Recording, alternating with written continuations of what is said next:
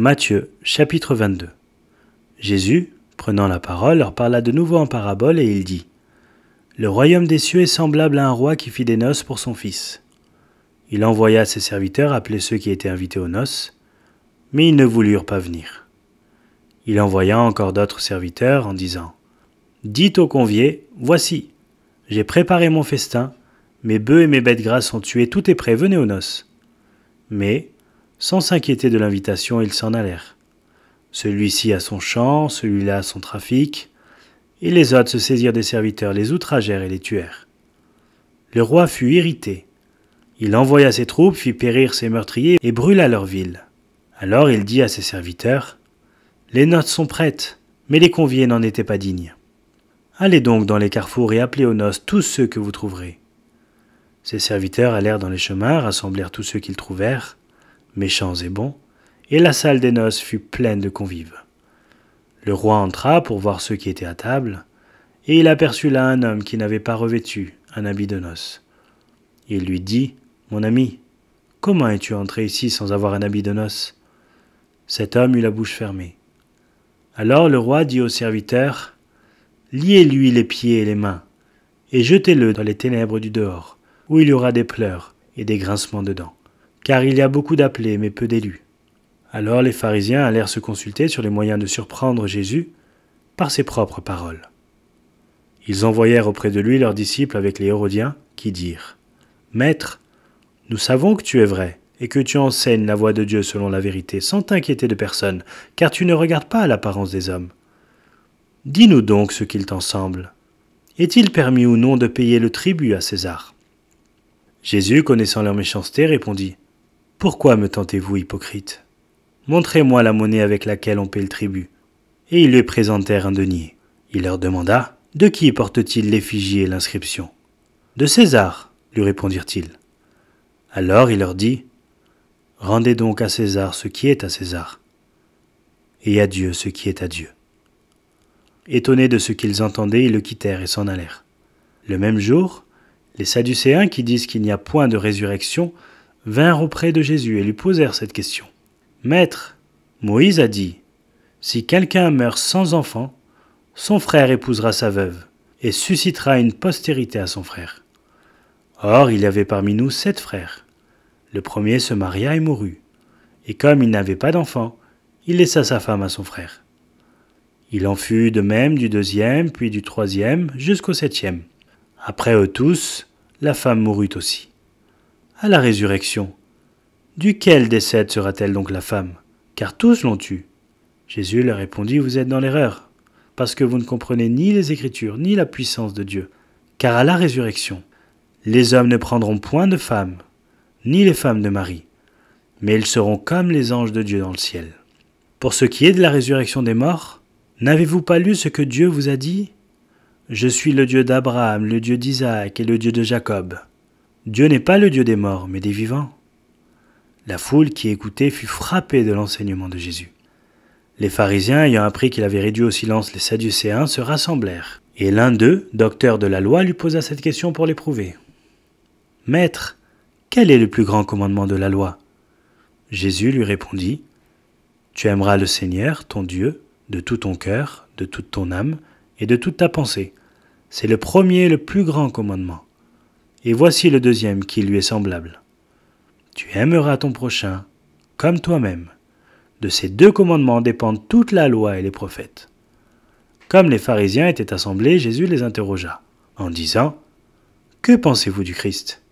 De qui est-il le fils ? » Ils lui répondirent : « De David. » Et Jésus leur dit : « Comment donc David, animé par l'Esprit, l'appelle-t-il Seigneur lorsqu'il dit : Le Seigneur a dit à mon Seigneur : Assieds-toi à ma droite, jusqu'à ce que je fasse de tes ennemis ton marchepied.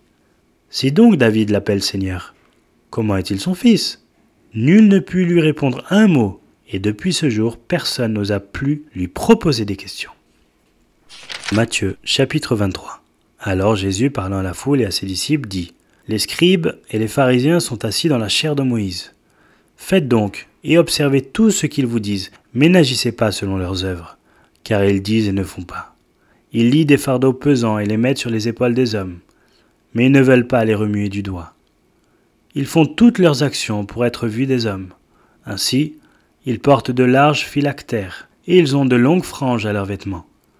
Ils aiment la première place dans les festins, et les premiers sièges dans les synagogues. Ils aiment à être salués dans les places publiques et à être appelés par les hommes « Rabbi, Rabbi ». Mais vous, ne vous faites pas appeler Rabbi, car un seul est votre maître, et vous êtes tous frères. Et n'appelez personne sur la terre votre Père, car un seul est votre Père, celui qui est dans les cieux. Ne vous faites pas appeler directeur, car un seul est votre directeur, le Christ. Le plus grand parmi vous sera votre serviteur. Quiconque s'élèvera sera abaissé, et quiconque s'abaissera sera élevé. Malheur à vous, scribes et pharisiens hypocrites, parce que vous fermez aux hommes le royaume des cieux. Vous n'y entrez pas vous-même, et vous n'y laissez pas entrer ceux qui veulent entrer. Malheur à vous, scribes et pharisiens hypocrites, parce que vous dévorez les maisons des veuves, et que vous faites pour l'apparence de longues prières. À cause de cela, vous serez jugés plus sévèrement. Malheur à vous, scribes et pharisiens hypocrites, parce que vous courez la mer et la terre pour faire un prosélyte, et quand il l'est devenu, vous en faites un fils de la géhenne 2 fois plus que vous. Malheur à vous, conducteurs aveugles, qui dites « Si quelqu'un jure par le temple, ce n'est rien. Mais si quelqu'un jure par l'or du temple, il est engagé. » Insensé et aveugle. Lequel est le plus grand, l'or ou le temple qui sanctifie l'or? Si quelqu'un, dites-vous encore, jure par l'autel, ce n'est rien. Mais si quelqu'un jure par l'offrande qui est sur l'autel, il est engagé. Aveugle. Lequel est le plus grand, l'offrande ou l'autel qui sanctifie l'offrande? Celui qui jure par l'autel et par tout ce qui est dessus. Celui qui jure par le temple et par celui qui l'habite. Et celui qui jure par le ciel jure par le trône de Dieu et par celui qui est assis. Malheur à vous, scribes et pharisiens hypocrites, parce que vous payez la dîme de la menthe, de l'âneth et du cumin, et que vous laissez ce qui est plus important dans la loi, la justice, la miséricorde et la fidélité. C'est là ce qu'il fallait pratiquer sans négliger les autres choses. Conducteurs aveugles, qui éliminez le moucheron et qui avalez le chameau. Malheur à vous, scribes et pharisiens hypocrites, parce que vous nettoyez le dehors de la coupe et du plat, alors qu'au-dedans, ils sont pleins de rapine et d'intempérance. Pharisiens aveugles, nettoie premièrement l'intérieur de la coupe et du plat, afin que l'extérieur aussi devienne net. Malheur à vous, scribes et pharisiens hypocrites, parce que vous ressemblez à des sépulcres blanchis qui paraissent beaux au dehors, et qui au-dedans sont pleins d'ossements de mort et de toute espèce d'impureté. Vous de même au dehors, vous paraissez juste aux hommes, mais au-dedans vous êtes pleins d'hypocrisie et d'iniquité. Malheur à vous, scribes et pharisiens hypocrites, parce que vous bâtissez les tombeaux des prophètes et ornez les sépulcres des justes, et que vous dites, si nous avions vécu du temps de nos pères, nous ne nous serions pas joints à eux pour répandre le sang des prophètes. Vous témoignez ainsi contre vous-même, que vous êtes les fils de ceux qui ont tué les prophètes. Comblez donc la mesure de vos pères. Serpents, race de vipères, comment échapperez-vous au châtiment de la géhenne? C'est pourquoi, voici, je vous envoie des prophètes, des sages et des scribes. Vous tuerez et crucifierez les uns, vous battrez de verge les autres dans vos synagogues, et vous les persécuterez de ville en ville, afin que retombe sur vous tout le sang innocent répandu sur la terre depuis le sang d'Abel le juste, jusqu'au sang de Zacharie, fils de Barachi, que vous avez tué entre le temple et l'autel. Je vous le dis en vérité, tout cela retombera sur cette génération. Jérusalem, Jérusalem, qui tue les prophètes et qui lapide ceux qui te sont envoyés. Combien de fois ai-je voulu rassembler tes enfants comme une poule rassemble ses poussins sous ses ailes, et vous ne l'avez pas voulu. Voici, votre maison vous sera laissée déserte. Car je vous le dis, vous ne me verrez plus désormais jusqu'à ce que vous disiez « Béni soit celui qui vient au nom du Seigneur ». Matthieu, chapitre 24. Comme Jésus s'en allait au sortir du temple, ses disciples s'approchèrent pour lui en faire remarquer les constructions. Mais il leur dit « Voyez-vous tout cela? Je vous le dis en vérité, il ne restera pas ici pierre sur pierre qui ne soit renversée. » Il s'assit sur la montagne des Oliviers, et les disciples vinrent en particulier lui poser cette question. « Dis-nous, quand cela arrivera-t-il, et quel sera le signe de ton avènement et de la fin du monde ?» Jésus leur répondit, « Prenez garde que personne ne vous séduise, car plusieurs viendront sous mon nom, disant, « C'est moi qui suis le Christ », et ils séduiront beaucoup de gens. Vous entendrez parler de guerre et de bruit de guerre, gardez-vous d'être troublés, car il faut que ces choses arrivent. Mais ce ne sera pas encore la fin. Une nation s'élèvera contre une nation, et un royaume contre un royaume, et il y aura en divers lieux des famines et des tremblements de terre.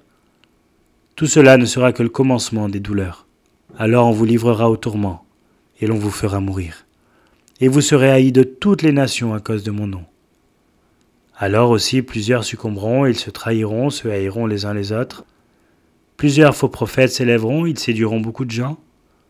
Et parce que l'iniquité se sera accrue, l'amour du plus grand nombre se refroidira. Mais celui qui persévérera jusqu'à la fin sera sauvé. Cette bonne nouvelle du royaume sera prêchée dans le monde entier pour servir de témoignage à toutes les nations. Alors viendra la fin. C'est pourquoi lorsque vous verrez l'abomination de la désolation dont a parlé le prophète Daniel, établi en lieu saint, que celui qui lit fasse attention. Alors que ceux qui seront en Judée fuient dans les montagnes, que celui qui sera sur le toit ne descende pas pour prendre ce qui est dans sa maison, et que celui qui sera dans les champs ne retourne pas en arrière pour prendre son manteau. Malheur aux femmes qui seront enceintes et à celles qui allaiteront en ces jours-là. Priez pour que votre fuite n'arrive pas en hiver, ni un jour de sabbat. Car alors la détresse sera si grande qu'il n'y en a point eu de pareil depuis le commencement du monde jusqu'à présent, et qu'il n'y en aura jamais. Et si ces jours n'étaient abrégés, personne ne serait sauvé. Mais à cause des élus, ces jours seront abrégés. Si quelqu'un vous dit alors « Le Christ est ici » ou « Le Christ est là », ne le croyez pas. Car il s'élèvera de faux Christ et de faux prophètes. Ils feront de grands prodiges et des miracles au point de séduire, s'il était possible, même les élus. Voici, je vous l'ai annoncé d'avance. Si donc on vous dit « Voici, il est dans le désert », n'y allez pas. Voici, il est dans les chambres, ne le croyez pas. Car, comme l'éclair part de l'Orient et se montre jusqu'en Occident, ainsi sera l'avènement du Fils de l'homme. En quelque lieu que soit le cadavre, là, s'assembleront les vautours.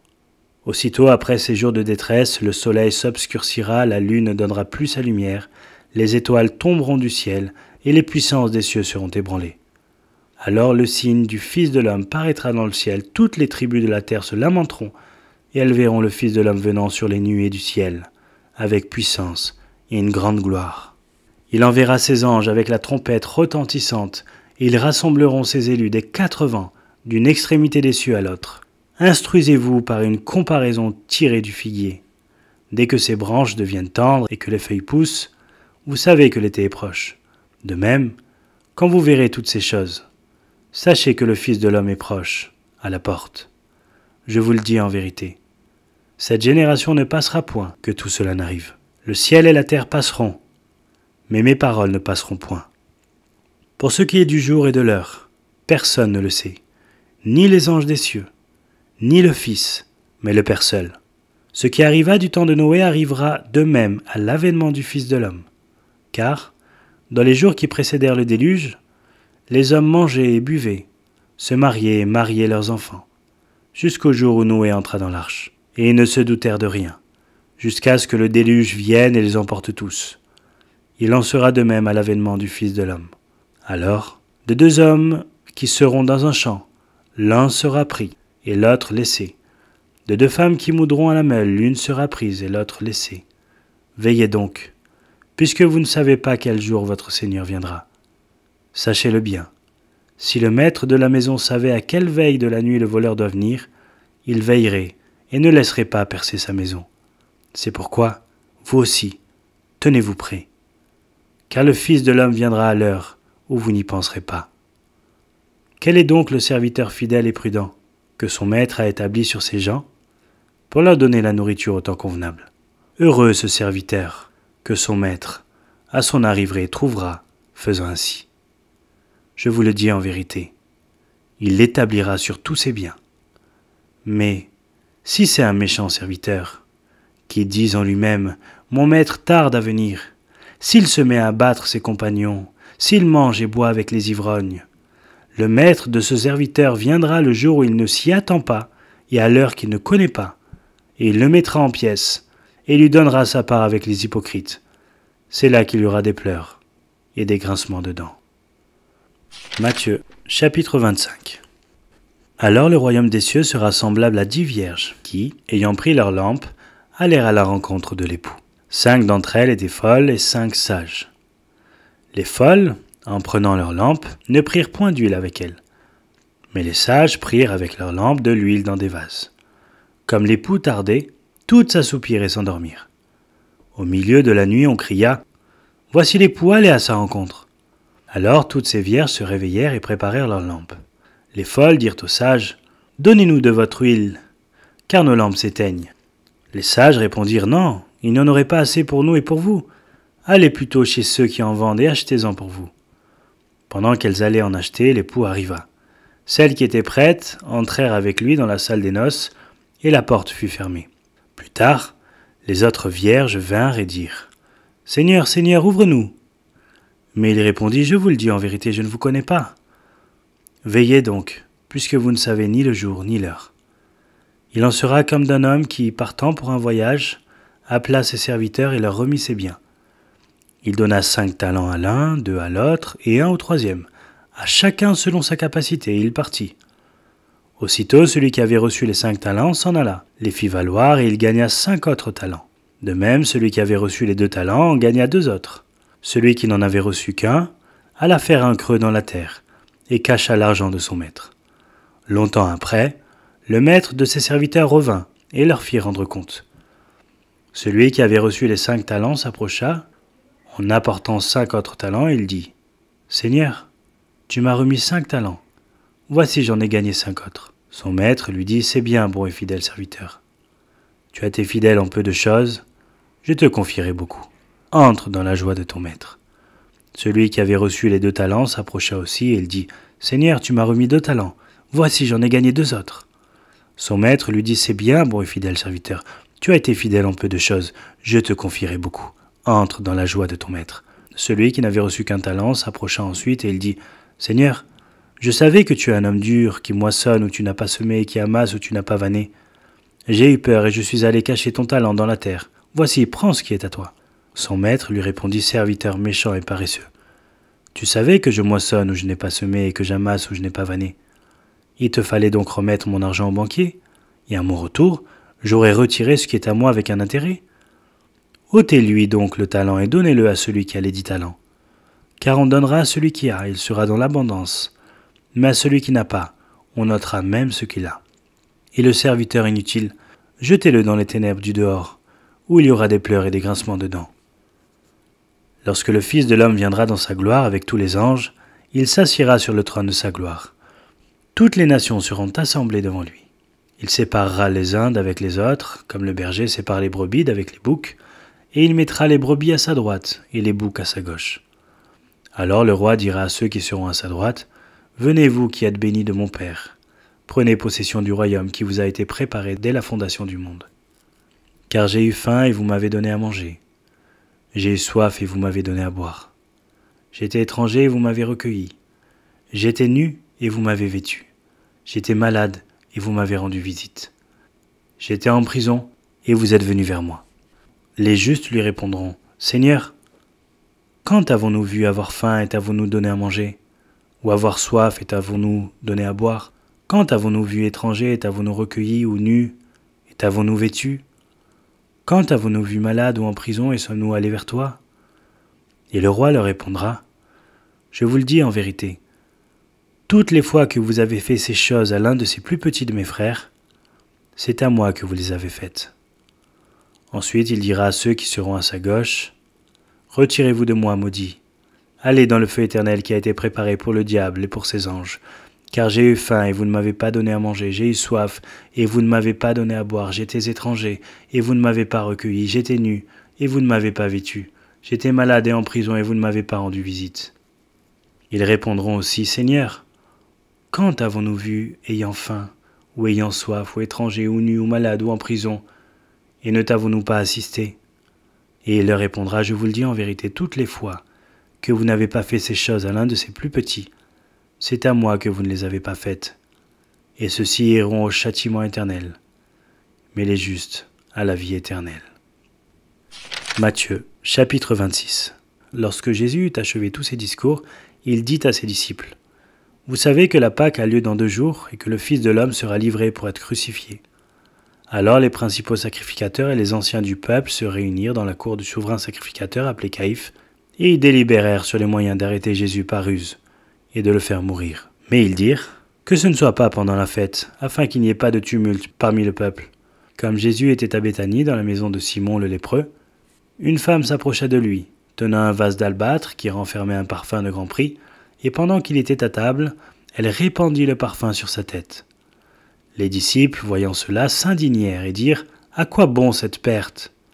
On aurait pu vendre ce parfum très cher et en donner le prix aux pauvres. » Jésus, s'en étant aperçu, leur dit « Pourquoi faites-vous de la peine à cette femme ? Elle a fait une bonne action à mon égard. Car vous avez toujours des pauvres avec vous, mais vous ne m'avez pas toujours. En répandant ce parfum sur mon corps, elle a fait pour ma sépulture. Je vous le dis en vérité, partout où cette bonne nouvelle sera prêchée dans le monde entier, on racontera aussi en mémoire de cette femme ce qu'elle a fait. » Alors l'un des 12, appelé Judas Iscariote, alla vers le principal sacrificateur et dit « Que voulez-vous me donner, et je vous le livrerai. » Et ils lui payèrent 30 pièces d'argent. Depuis ce moment, ils cherchaient une occasion favorable pour livrer Jésus. Le premier jour des pains sans levain, les disciples s'adressèrent à Jésus pour lui dire « Où veux-tu que nous te préparions le repas de la Pâque ?» Il répondit « Allez à la ville chez un tel, et vous lui direz « Le maître dit, mon temps est proche, je ferai chez toi la Pâque avec mes disciples. » Les disciples firent ce que Jésus leur avait ordonné, et ils préparèrent la Pâque. Le soir étant venu, il se mit à table avec les 12. Pendant qu'il mangeait, il dit « Je vous le dis en vérité, l'un de vous me livrera. » Ils furent profondément attristés, chacun se mit à lui dire « Est-ce moi, Seigneur ?» Il répondit « Celui qui a mis avec moi la main dans le plat, c'est celui qui me livrera. » Le Fils de l'homme s'en va selon ce qui est écrit de lui. Mais malheur à l'homme par qui le Fils de l'homme est livré.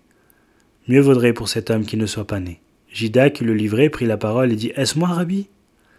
Jésus lui répondit « Tu l'as dit. » Pendant qu'il mangeait, Jésus prit du pain, et après avoir rendu grâce, il le rompit, et le donna aux disciples en disant « Prenez, mangez, ceci est mon corps. » Il prit ensuite une coupe, et après avoir rendu grâce, il la leur donna en disant « Buvez-en tous, car ceci est mon sang, le sang de l'alliance, qui est répandu pour beaucoup, pour le pardon des péchés.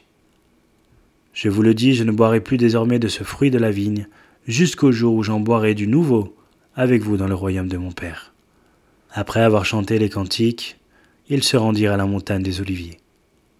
Alors Jésus leur dit « Je serai pour vous tous cette nuit une occasion de chute, car il est écrit « Je frapperai le berger, les brebis du troupeau seront dispersées. Mais après que je serai ressuscité, je vous précéderai en Galilée. » Pierre, prenant la parole, lui dit « Mais si tu étais pour tous une occasion de chute, tu ne le seras jamais pour moi. » Jésus lui dit « Je te le dis en vérité, cette nuit même, avant que le coq chante, tu me renieras 3 fois. » Pierre lui répondit « Même s'il me fallait mourir avec toi, je ne te renierai pas. » Et tous ses disciples dirent la même chose. Là-dessus, Jésus alla avec eux dans un lieu appelé Gethsémani, et il dit aux disciples « Asseyez-vous ici pendant que je m'éloignerai pour prier. » Il prit avec lui Pierre et les 2 fils de Zébédée, et il commença à éprouver de la tristesse et des angoisses. Il leur dit alors « Mon âme est triste jusqu'à la mort, restez ici et veillez avec moi. » Puis ayant fait quelques pas en avant, elle se jeta sur sa face et pria ainsi « Mon Père, s'il est possible, que cette coupe s'éloigne de moi. Toutefois, non pas ce que je veux, mais ce que tu veux. » Et il vint vers les disciples qu'il trouva endormis, et il dit à Pierre « Vous n'avez donc pu veiller 1 heure avec moi. Veillez et priez, afin que vous ne tombiez pas dans la tentation. L'esprit est bien disposé, mais la chair est faible. » Il s'éloigna une 2e fois et pria ainsi « Mon Père, s'il n'est pas possible que cette coupe s'éloigne sans que je la boive, que ta volonté soit faite. » Il revint et les trouva encore endormis, car leurs yeux étaient appesantis. Il les quitta et s'éloignant, il pria pour la 3e fois, répétant les mêmes paroles. Puis il alla vers ses disciples et leur dit « Vous dormez maintenant et vous vous reposez. Voici l'heure est proche et le Fils de l'homme est livré aux mains des pécheurs. Levez-vous, allons. Voici celui qui me livre s'approche. » Comme il parlait encore, voici Judas, l'un des 12, arriva, et avec lui une foule nombreuse armée d'épées et de bâtons, envoyés par les principaux sacrificateurs et par les anciens du peuple. Celui qui le livrait leur avait donné ce signe. « Celui à qui je donnerai un baiser, c'est lui, saisissez-le. » Aussitôt, s'approchant de Jésus, il dit « Salut, Rabbi !» et il lui donna un baiser. Jésus lui dit « Mon ami, ce que tu es venu faire, fais-le. » Alors ces gens s'avancèrent, mirent la main sur Jésus et le saisirent. Et voici un de ceux qui étaient avec Jésus étendit la main et tira son épée. Il frappa le serviteur du souverain sacrificateur et lui emporta l'oreille. Alors Jésus lui dit, « Remets ton épée à sa place, car tous ceux qui prendront l'épée périront par l'épée. Penses-tu que je ne puisse pas invoquer mon Père qui me donnerait à l'instant plus de 12 légions d'anges? Comment donc s'accompliraient les Écritures d'après lesquelles il doit en être ainsi ?» À ce moment, Jésus dit à la foule, « Vous êtes venus comme après un brigand avec des épées et des bâtons pour vous emparer de moi. J'étais tous les jours assis parmi vous, enseignant dans le temple, et vous ne m'avez pas saisi. Mais tout cela est arrivé afin que les écrits des prophètes soient accomplis. » Alors tous les disciples l'abandonnèrent et prirent la fuite. Ceux qui avaient saisi Jésus l'emmenèrent chez le souverain sacrificateur Caïphe, où les scribes et les anciens étaient assemblés. Ceux qui avaient saisi Jésus l'emmenèrent chez le souverain sacrificateur Caïphe, où les scribes et les anciens étaient assemblés. Pierre le suivit de loin jusqu'à la cour du souverain sacrificateur, y entra, et s'assit avec les serviteurs pour voir comment cela finirait. Les principaux sacrificateurs et tout le Sanhédrin cherchaient quelques faux témoignages contre Jésus, suffisants pour le faire mourir. Mais ils n'en trouvèrent point, quoique plusieurs faux témoins se soient présentés. Enfin il en vint 2 qui dirent « Celui-ci a dit « Je puis détruire le temple de Dieu et le rebâtir en 3 jours. » Le souverain sacrificateur se leva et lui dit « Ne réponds-tu rien? Qu'est-ce que ces hommes déposent contre toi ?» Jésus garda le silence.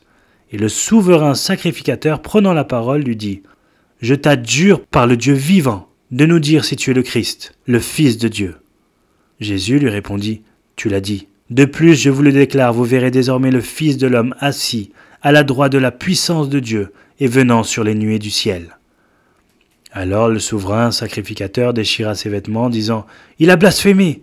Qu'avons-nous encore besoin de témoins? Voici, vous venez d'entendre son blasphème. Que vous en semble ?» Ils répondirent « Il mérite la mort. » Là-dessus, ils lui crachèrent au visage et lui donnèrent des coups de poing et des soufflets en disant « Christ, prophétise, dis-nous qui t'a frappé. » Cependant, Pierre était assis dehors dans la cour. Une servante s'approcha de lui et dit « Toi aussi tu étais avec Jésus le Galiléen. » Mais il le nia devant tous, disant « Je ne sais ce que tu veux dire. » Comme il se dirigeait vers la porte, une autre servante le vit et dit à ceux qui se trouvaient là « Celui-ci était aussi avec Jésus de Nazareth. » Il le nia de nouveau, avec serment. « Je ne connais pas cet homme. » Peu après, ceux qui étaient là, s'étant approchés, dirent à Pierre « Certainement, tu es aussi de ces gens-là, car ton langage te fait reconnaître. » Alors il se mit à faire des imprécations et à jurer « Je ne connais pas cet homme. » Aussitôt, le coq chanta. Et Pierre se souvint de la parole que Jésus avait dite « Avant que le coq chante, tu me renieras 3 fois. » Et étant sorti, il pleura amèrement. Matthieu chapitre 27. Dès que le matin fut venu, tous les principaux sacrificateurs et les anciens du peuple tinrent conseil contre Jésus pour le faire mourir. Après l'avoir lié, ils l'emmenèrent et le livrèrent à Ponce Pilate, le gouverneur. Alors Judas, qui l'avait livré, voyant qu'il était condamné, fut pris de remords, et rapporta les 30 pièces d'argent aux principaux sacrificateurs et aux anciens, en disant « J'ai péché en livrant le sang innocent. » Ils répondirent « Que nous importe, cela te regarde ?» Judas jeta les pièces d'argent dans le temple, se retira et alla se pendre. Les principaux sacrificateurs les ramassèrent et dirent « Il n'est pas permis de les mettre dans le trésor sacré, puisque c'est le prix du sang. » Et après en avoir délibéré, ils achetèrent avec cet argent le champ du potier, pour la sépulture des étrangers. C'est pourquoi ce champ a été appelé champ du sang, jusqu'à ce jour. Alors s'accomplit ce qui avait été annoncé par Jérémie le prophète, ils ont pris les 30 pièces d'argent, la valeur de celui qui a été estimé, qu'on a estimé de la part des enfants d'Israël. Et ils les ont donnés pour le champ du potier, comme le Seigneur me l'avait ordonné. Jésus comparut devant le gouverneur. Le gouverneur l'interrogea en ces termes. « Es-tu le roi des Juifs ?» Jésus lui répondit, « Tu le dis. » Mais il ne répondit rien aux accusations des principaux sacrificateurs et des anciens. Alors Pilate lui dit, « N'entends-tu pas de combien de choses il t'accuse ?» Et Jésus ne lui donna de réponse sans aucune parole, ce qui étonna beaucoup le gouverneur. À chaque fête, le gouverneur avait coutume de relâcher un prisonnier, celui que demandait la foule. Ils avaient alors un prisonnier fameux nommé Barabbas. Comme ils étaient assemblés, Pilate leur dit, « Lequel voulez-vous que je vous relâche, Barabbas ou Jésus qu'on appelle Christ ?» Car ils savaient que c'était par envie qu'ils avaient livré Jésus.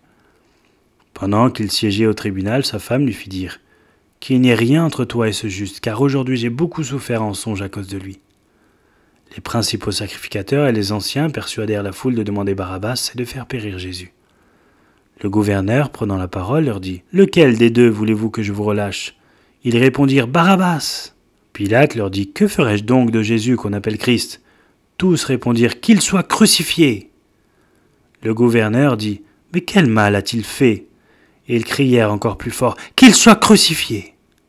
Pilate voya qu'il ne gagnait rien, mais que le tumulte augmentait, prit de l'eau, se lava les mains en présence de la foule et dit « Je suis innocent du sang de ce juste, cela vous regarde. » Et tout le peuple répondit « Que son sang retombe sur nous et sur nos enfants. » Alors Pilate leur relâcha Barabbas, et après avoir fait battre de verre Jésus, il le livra pour être crucifié.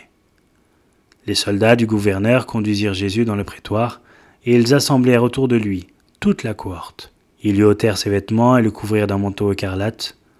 Ils tressèrent une couronne d'épines qu'ils posèrent sur sa tête, et ils lui mirent un roseau dans la main droite. Puis, s'agenouillant devant lui, ils le raillaient en disant « Salut, roi des Juifs !» Et ils crachaient contre lui, prenaient le roseau et frappaient sur sa tête. Après s'être ainsi moqués de lui, ils lui ôtèrent le manteau, lui remirent ses vêtements et l'emmenèrent pour le crucifier. Lorsqu'ils sortirent, ils rencontrèrent un homme de Cyrène appelé Simon, et ils le forcèrent à porter la croix de Jésus. Arrivés au lieu nommé Golgotha, ce qui signifie lieu du crâne, ils lui donnèrent à boire du vin mêlé de fiel. Mais quand il l'eut goûté, il ne voulut pas boire. Après l'avoir crucifié, ils se partagèrent ses vêtements en tirant au sort, afin que s'accomplisse ce qui avait été annoncé par le prophète. Ils se sont partagés mes vêtements, et ils ont tiré au sort ma tunique. Puis ils s'assirent et le gardèrent. Pour indiquer le sujet de sa condamnation, on écrivit au-dessus de sa tête « Celui-ci est Jésus, le roi des Juifs ». Avec lui furent crucifiés 2 brigands, l'un à sa droite et l'autre à sa gauche. Les passants l'injuriaient et secouaient la tête en disant « Toi qui détruis le temple et qui le rebâtis en 3 jours, sauve-toi toi-même. Si tu es le Fils de Dieu, descends de la croix. » Les principaux sacrificateurs, avec les scribes et les anciens, se moquaient aussi de lui et disaient « Il a sauvé les autres et il ne peut se sauver lui-même. S'il est roi d'Israël, qu'il descende de la croix et nous croirons en lui. Il s'est confié en Dieu. Que Dieu le délivre maintenant s'il l'aime. Car il a dit « Je suis fils de Dieu. » Les brigands, crucifiés avec lui, l'insultaient de la même manière. Depuis la 6e heure jusqu'à la 9e, il y eut des ténèbres sur toute la terre. Et vers la 9e heure, Jésus s'écria d'une voix forte « Élie, Élie, lama sabachthani » c'est-à-dire « Mon Dieu, pourquoi m'as-tu abandonné ?» Quelques-uns de ceux qui étaient là, l'ayant entendu, dirent « Il appelle Élie » Et aussitôt l'un d'eux courut prendre une éponge qu'il remplit de vinaigre, et l'ayant fixée à un roseau, il lui donna à boire. Mais les autres disaient « Laisse, voyons si Élie viendra le sauver. » Jésus poussa de nouveau un grand cri et rendit l'esprit. Et voici le voile du temple se déchira en 2. Depuis le haut jusqu'en bas, la terre trembla, les rochers se fendirent, les sépulcres s'ouvrirent, et plusieurs corps des saints qui étaient morts ressuscitèrent. Étant sortis des sépulcres après la résurrection de Jésus, ils entrèrent dans la ville sainte et apparurent à un grand nombre de personnes. Le centenier et ceux qui étaient avec lui pour garder Jésus, ayant vu le tremblement de terre et ceux qui venaient d'arriver, furent saisis d'une grande frayeur et dirent « Assurément, cet homme était fils de Dieu. » Il y avait là plusieurs femmes qui regardaient de loin et qui avaient accompagné Jésus depuis la Galilée pour le servir. Parmi elles étaient Marie de Magdala, Marie, mère de Jacques et de Joseph, et la mère des fils de Zébédée. Le soir étant venu, arriva un homme riche d'Arimathée nommé Joseph, qui était aussi disciple de Jésus. Il se rendit vers Pilate et demanda le corps de Jésus. Et Pilate ordonna de lui remettre. Joseph prit le corps, l'enveloppa d'un linceul blanc, et le déposa dans un sépulcre neuf, qu'il s'était fait tailler dans le roc. Puis il roula une grande pierre à l'entrée du sépulcre, et il s'en alla. Marie de Magdala et l'autre Marie étaient là, assises vis-à-vis du sépulcre. Le lendemain, qui était le jour après la préparation, les principaux sacrificateurs et les pharisiens allèrent ensemble auprès de Pilate et dirent « Seigneur, nous nous souvenons que cet imposteur a dit, quand il vivait encore, « Après 3 jours je ressusciterai. Ordonne donc que le sépulcre soit gardé jusqu'au 3e jour, afin que ses disciples ne viennent pas dérober le corps et dire au peuple « Il est ressuscité des morts, cette dernière imposture serait pire que la première. » Pilate leur dit « Vous avez une garde, allez, gardez-le comme vous l'entendrez. » Ils s'en allèrent et s'assurèrent du sépulcre au moyen de la garde après avoir scellé la pierre. Matthieu, chapitre 28. Après le sabbat, à l'aube du premier jour de la semaine, Marie de Magdala et l'autre Marie allèrent voir le sépulcre. Et voici, il y eut un grand tremblement de terre, car un ange du Seigneur descendit du ciel, vint rouler la pierre et s'assit dessus. Son aspect était comme l'éclair, et son vêtement blanc comme la neige. Les gardes tremblèrent de peur et devinrent comme morts. Mais l'ange prit la parole et dit aux femmes, « Pour vous, ne craignez pas, car je sais que vous cherchez Jésus qui a été crucifié. Il n'est point ici, il est ressuscité, comme il l'avait dit. Venez, voyez le lieu où il était couché, et allez promptement dire à ses disciples qu'il est ressuscité des morts. Et voici, il vous précède en Galilée, c'est là que vous le verrez. Voici, je vous l'ai dit. » Elles s'éloignèrent promptement du sépulcre, avec crainte et avec une grande joie, et elles coururent porter la nouvelle aux disciples. Et voici, Jésus vint à leur rencontre et dit, « Je vous salue. » Elles s'approchèrent pour saisir ses pieds, et elles l'adorèrent. Alors Jésus leur dit, « Ne craignez pas.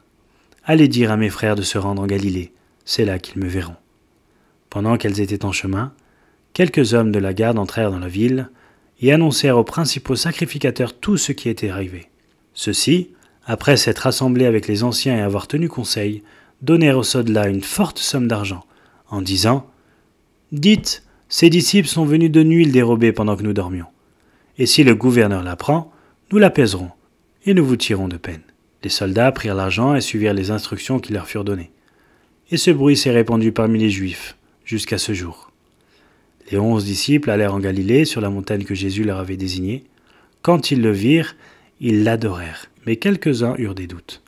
Jésus s'étant approché, leur parla ainsi. « Tout pouvoir m'a été donné dans le ciel et sur la terre. Allez, faites de toutes les nations des disciples, les baptisant au nom du Père, du Fils et du Saint-Esprit, et enseignez-leur à observer tout ce que je vous ai prescrit. Et voici, je suis avec vous tous les jours, jusqu'à la fin du monde. »